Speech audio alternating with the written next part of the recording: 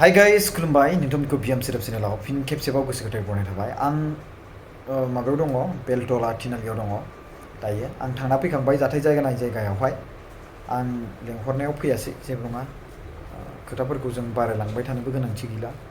जि जाबाय थांबाय। लोगोसे आं थांनानै नायनानै दुखु मोनबाय बेवहाय जि जाथाय जादों आरो लोगोसे जि जाथाय जानाय सुबुंफोरनि जि खहा जानाय बेखौ नुबोबाय। आं थांखांनानै जेब्ला फैयो अब्ला बेवहाय जोंहा चिरां डिस्ट्रिक्टनि सिङाव थानाय सिडली समस्तिनि MLA जयन्त बसुमतारी सारा थांदों होनना बे बाथ्राखौ खोनानो मोनदों। अब्ला प्रान्जल आंजों दंफायोमोन बे समावहाय।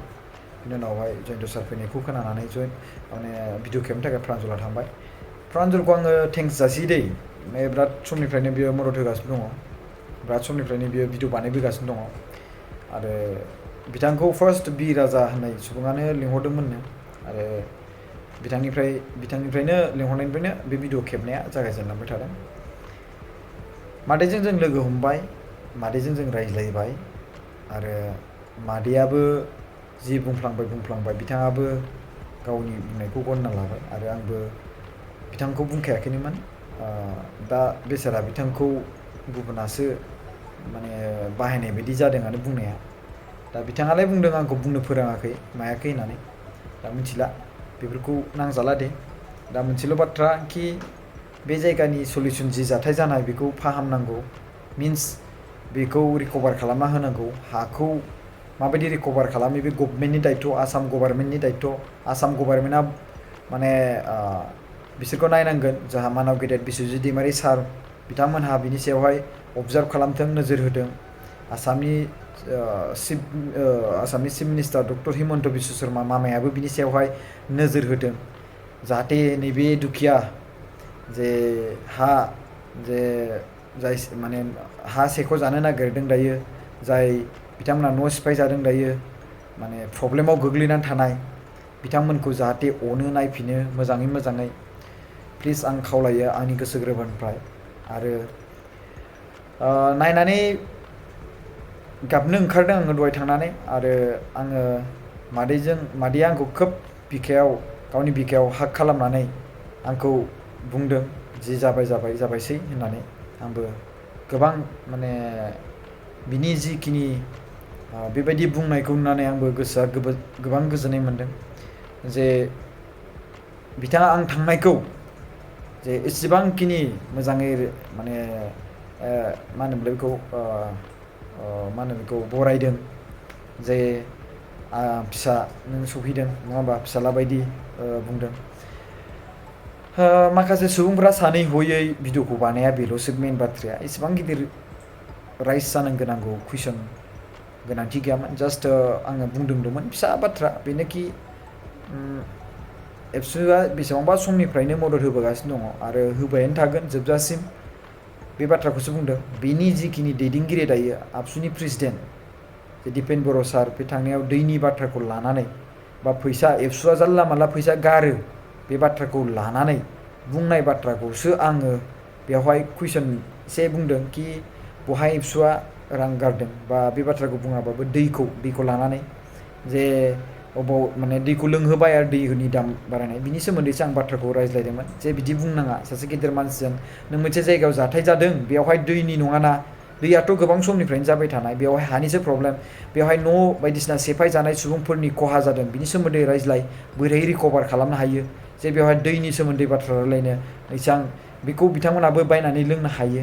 आरो लोगोसे जों बेखौ रायजो राजाफ्रा कालेक्सन खालामलायनाबो होनो हायो।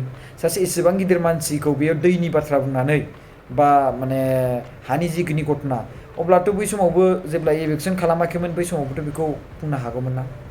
होमबा बै समाव मानो बुङासै, बे मोनसे जायो। दाथ' माने मेन बाथ्राया हानिसोमोन नालाय, आं बेखौसो बुंदों आरोना, जे सासे मानसि गिदिर मानसिखौ फैनानै बिनिफ्राय दैनि दाम बिलायलायनाय मानाय बे बाथ्राखौसो लानानै एसे रेसपेक्ट लानानै रायज्लायनो थिनदों। बेनिफ्राय गेदेर बाथ्रा आरो जेबो इसु फैया।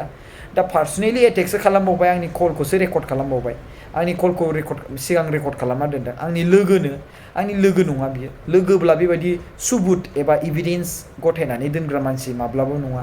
माब्लानिफ्राय लोगो जादों बेलाय गाव भिडिअ बानायनो थाखायसो फैयो बे आंनाव गाव भिडिअ बानायनो थाखायसो फैदोंमोन बे आंनाव गाव भिडिअ बानायनो थाखायसो आंखौ लोगो हमनो नागिरोमोन बियो गाव भिडिअ बानायनो थाखायसो आरो बिनि गेजेरावहाय बिनिफ्राय जेबो मोजां गाज्रि जेबो रायज्लायनानै जेबो सोमोन्दोआनो गैया आरो गोबां खोथा दङ बुङोब्ला बाट बिथाङा पार्सनेलि एटेक खालामदों आं नोंखौ पार्सनेलि एटेक खालामा भाई नोंनि सोमोन्दै आं गोबां मिथिखायो नोंथाङा आंनि सोमोन्दै इतना सा मालूम होगा मेरे बारे में लेकिन मैं आपके बारे में कितना मालूम है आपको पता भी नहीं होगा अंदाज भी नहीं होगा लेकिन मैं यहाँ पे आपके साथ फाइट करने नहीं आया कि आपको बोलने के लिए आया है कि यहाँ पे आप जिस आदमी के साथ बात किया वो हमारी मतलब जाति का एक लीडर है उसके साथ जस्ट सही ढंग से अच्छे से बातें करो या फिर यहाँ पे हमारी क्या लैंड राइट्स के लिए लड़ाई हो रहा है यहाँ पे पानी की थोड़ी ना लड़ाई हो रही है यार हानि थाखायसो जोंहा बेवहाय न' सिफाय जानायनि थाखायसो जों बेवहाय दावराव जादों बेखौसो जों सोंनांगौ बेखौसो जों रायलायनांगौ बोरै खालामनांगौ बेखौ रिकभार खालामनांगौ आरो लोगोसे स्लाइटलि बे कुइसनखौबो खालामनो हायो दैनिबो प्रब्लेम दं सार बेवहाय नङा होमबा बेखौबो एसे मा नोंसोर लोंनाय दै मा दै व्हाट इज दिस यार आरो एबसुआ बेकाराव फैसा गारनो नोंथांमोना भिडिअखौ मोजां नायाखै खायसे सुबुंफ्रा बिनिखायनो आं रिक्वेस्ट खालामो सोरनिबा कमेन्टखौ नायनानै भिडिअफोरखौ इन खालामनाङा फुरा जोबजासिम नायनांगौ फुल नायनांगौ बेनो आंनि मोनसे काइन्डलि रिक्वेस्ट नोंथांमोननिसिम आंनि मोनसे गोसो गोरबोनिफ्राय आरोना जे मा आं बेयाव थांनानै मोनथिबावबायसो इलेक्सना 2007 मायथाइयावबो जाबावदों बै समावहाय इलेक्सन जानाय समावहाय जोंनि बिटिसिनि सरकारा मा खालामनानै थानाय बे मोनसे गिदिर कुइसन बै जाथाय समाव जानाय समावनो जुदि बै बे बाथ्राखौ जुदि मोजाङै नोजोर होनानै जुदि फेन्सिं टेन्सिं खालामनानै बिनि जिखिनि सेटेलमेन्ट बेखौ खालामना होनायमोनब्ला एसेबां गिदिर दिनै जोंनि बर' हारिनि जाथिया गुवाहाटियाव बेबायदि आलाय सिलाय जानाय नङामोन आं सानो कल रेकर्डनि बाथ्राखौ बुंगोन आङो 17 बोसोर आरो 1 बोसोर जानायजों बोरै दावहा जाथावना पाकिस्तानाव जुदि हाथियारा खमब्ला इन्डियायाव जुदि हाथियार बारा जायोब्ला बोरैहाय दावहा जाथावना नङा होमबा स' बेबायदि हिसाबै माने वर्ल्डनि मोनसे इउनाइटेड नेसना बेबायदि मोनसे रुल बानाय जे नोंनावबो जुदि शक्ति दङब्ला माने नोंनावबो जुदि हाथियार बुरजा दंब्ला बैनावबो हाथियार बुरजा थानांगोन बेबायदि मोनसे नियम जेनेबा हमना ला जाय मानसिफ्रा समयखौनो मोनाखै मानो जुजाय माइका बेबायदि बखिनांगौ आं बे बाथ्राखौसो बुंदोंमोन एनिथिं एमजेखौ एनिथिं एमजेआ 1 बोसोर जायैसोनिफ्रायनो बिथाङा बायदि बायदि बुंगासिनो दं बायदि बायदि आरो बिथाङा 120 बिगानि बाथ्रा बुंदों 120 बिगायाव थांनाय भिडिअ बानायदों बिथाङा जेबो मोनथियानो 120 बिगानि एबसुनि लिडारफोरजों बिथाङा रायज्लायबावा बिथिं साइडनि जोंनि लिडारफोरजों रायलायबावानो एबसुनि दैदेनगिरिफोरजों रायलायबावानो सानसे थांबाय बिथाङा गावनि खामानि मावनायनिफ्राय होखारजादों ना मादों आंबोथ' बेखौ मिथिया खिन्थु बिथाङा गारबाय होननानै बुंदों खामानि मावनायखौ आं खबरबो लाहरबावलायदों बेखौ मोजां गाज्रि नाथाय बेबायदि खबर लाहरलायनाय सुबुंखौ माबायदि नायदो रेकर्ड खालामनानै दोनो आं जेबो साना नोंनि बेबायदि रेकर्ड होनायखौ सैथो बाथ्राखौसो बुंदों आङो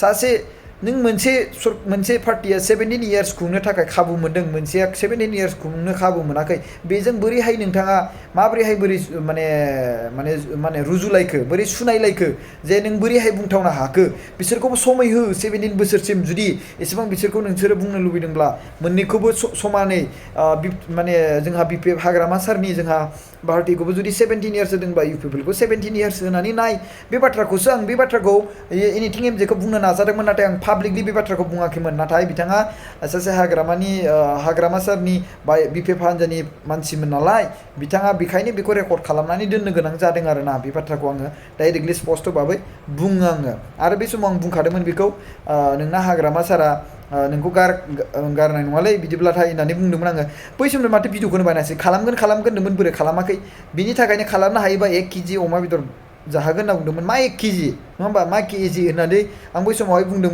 माखासे अमा बेदर अमा मासेबो जाहोनो होन्दोंमोन बिनि गेजेराव अमा मासेनि दामबो होनो हानाय नङा दां 1 केजिखौनो जाहोनोसै दे आं बेबायदि बाथ्रा कमेडि जालायदोंमोन मानो होनबा बे हाखानाय नङामोन नालाय दा खिन्थु बे चेलेन्ज लानानै खालामफ्लानो हागौ आं बेखौ बुंनो हाया बै समाव बे बेसेबांबा बोसोरनि दाथ' 2.5 बोसोर जाबाय सरकार दानाया बै समाव 1 बोसोरानो जावाखै बोसोरसेयानो जावाखैमोन बै समनि बाथ्राखौ आं बुंदोंमोन आं बे बाथ्राखौ मिन्थिबायना रायजो राजाफोर स' थेंक इउ जे जायफोर मानसिफ्रा मिसआन्डारस्टेन्डिं बुजिबाय आंनि गोसो गोरबोनिफ्राय सरि नोंथांमोना जुदि मिसआन्डारस्टेन्डिं बुजिदोंब्ला आरो लोगोसे आं बे बाथ्राखौ बुंगोन प्लिज मोजाङै थन्न मोजाङै काउन्ट खालामनानै मोजाङै एनालाइज खालामनानै भिडिअखौ जोबजासिम नाय ओरै जुदि बुजिनो लुबैदोंब्ला आरो जुदि नायनो सोलाबाब्ला बुंनानैबो खुनु लाब गैया कमेन्ट खालामनानैबो खुनु लाब गैया जुदि नोङो जाज खालामनोब्ला समानै जाज खालामनांगोन दै सासे जाज खालामग्राया जे मोननैथिंबो फारनैथिंबो मा जाथाय जादों बेखौ नोजोर होनांगोन होमब्लासो जागोन बेवहाय मिलायगोन ओरैनो जानला मोनला बैनिखौल' नायनानै मोनसे बे भिडिअ क्लिप्सआवहाय जे मोनसे सर्ट होबाय बेखौ होबाय बेयावनो जाज खालामबाय बिदि नङा आंबोथ' बिनि भिडिअखौ क्लिप्स खालामनानै सर्ट खालामनानै इडिट खालामना होनो हायो नाथाय आं होआखै स' थेंक इउ दे जि जालांबाय नाथाय बिथाङा जे रेकर्ड खालामनानै सासे लोगो होननानै बुंना लादोंबो आरो लोगोसे लोगोआ बेबायदि रेकर्ड खालामनो गोनां आरो रेकर्ड खालामनानै इयुन फिउचाराव आरो नोंनि देरसिन ब्रह्मास्त्रखौनो बाहायना लाबाय नों मिथिबायना देरसिन ब्रह्मास्त्रखौनो मिथिबाय आरो मा बाहायबावगोन बे नोंसो मिथिसै आरो खिन्थु देरसिन ब्रह्मास्त्रखौनो बाहायना लाबाय स' थेंक इउ सो माच बाय गुड नाइट आरो लोगोसे आं दिनै हरसे थाबावगोन माने गुवाहाटियावहाय बाय बाय